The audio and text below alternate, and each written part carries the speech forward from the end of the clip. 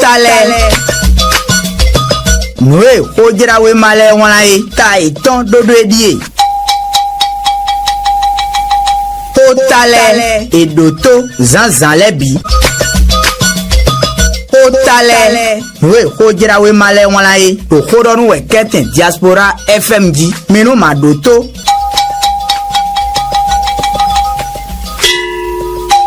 Industrialisation, croissance et réduction des inégalités. Le Bénin enclenche le plan national de développement 2026-2035 et trace la route de la puissance économique. Le matin,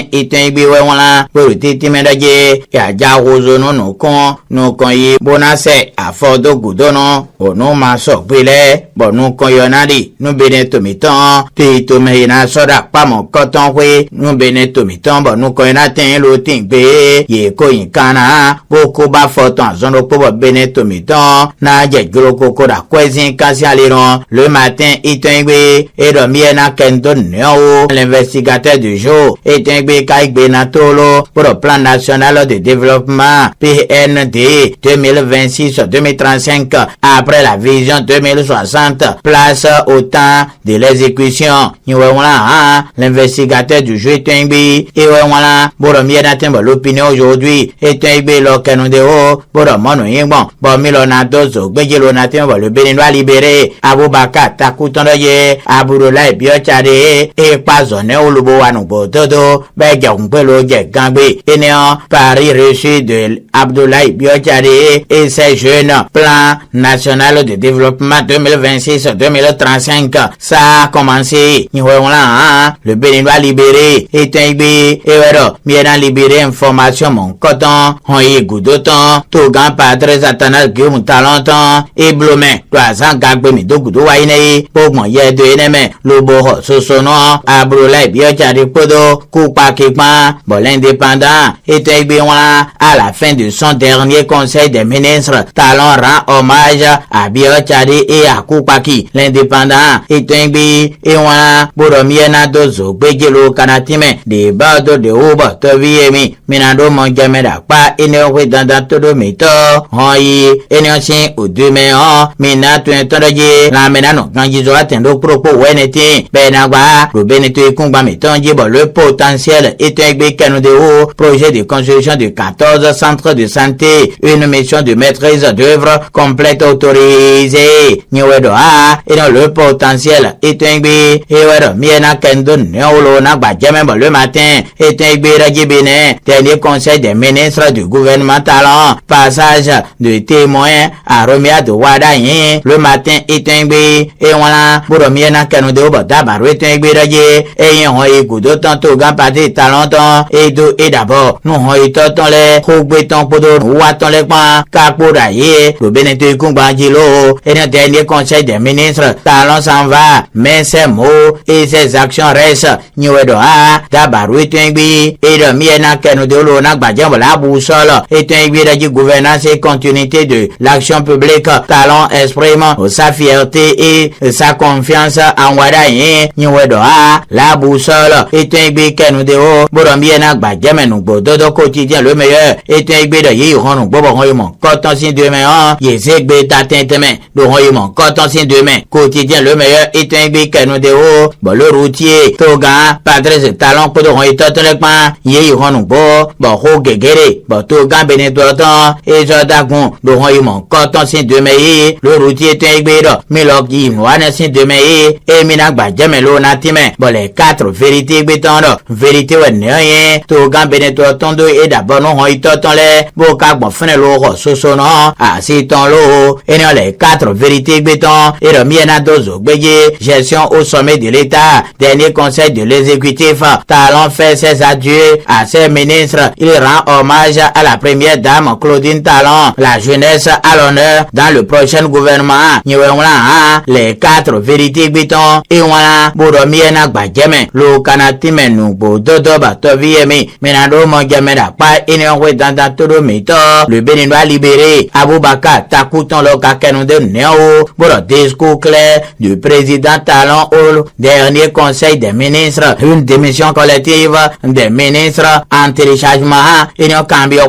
et le Bénin va libérer Aboubakar Takouton Sodonoton, le cambio, Boruti Timédaye, et Yen Hoye, Goudoton, Tougan Padre Talon Eblo, le Vodo Hoge Podo, Yemei Hoy Toton Leban, Nuemo Emie de Die, Yemei Kayen, Hoy Toleo, et Naja Kwame Gosinje, des bateaux de Ouéa, et Néon, cambio, le Bénin va libérer Aboubakar Takouton Sodonoton, le cambio, Numbo, Todo Mito, le soleil bénin infouité Biwaya, et l'Okendo Néo, le Romina Bajamelo Natime, alternative, Romia Dadou Konuton à quelques jours de la passation de témoins au sommet de l'État, Talon Adou Bowadayen, l'heure du tournant, Niwewla, alternative, Romia Dadou Konuton, Miena Bajamelo Kanatime Numbo Dodo, Nuezi Mojame Minado, Dake Passa Forward Duko, si allez nous dire, Mina Tuentondoye, Topongan Atlantique ton Jean-Claude Koja, Wadeyen, Meyen Topon la Vigan, Glodji Beton et Benak Benon, Bofi Mede Dion, Benak Benon, et